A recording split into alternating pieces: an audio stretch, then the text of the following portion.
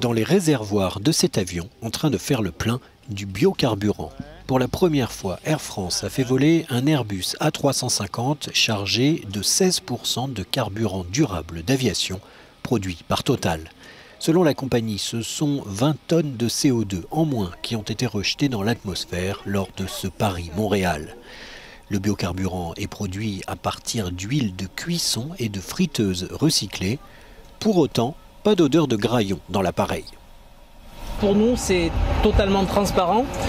Ça ne change nullement nos procédures, ni les procédures d'entretien de l'avion d'ailleurs.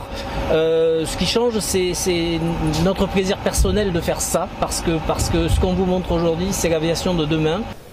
La France va rendre obligatoire d'ici à 2030 une proportion de 5% de biocarburant dans tous les vols au départ du pays. Une participation du secteur aérien à l'effort de réduction des émissions qui peut sembler largement insuffisante. Aujourd'hui, on est dans une situation où il faut baisser nos émissions de CO2 au minimum de moins 55% en 10 ans. Donc, est-ce que l'aérien est en mesure de participer à cet effort et baisser de manière proportionnelle, en fait, si vous voulez, comme tous les autres secteurs économiques, seulement via l'intégration d'un très faible pourcentage d'agrocarburants ou de biocarburants? Non, en fait, c'est pas possible.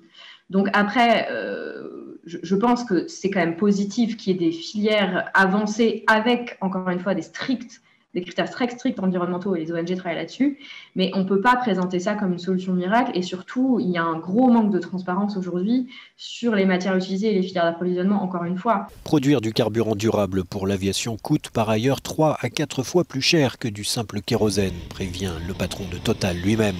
Et c'est inévitable, les clients des compagnies aériennes devront eux aussi participer à cet effort de transition énergétique.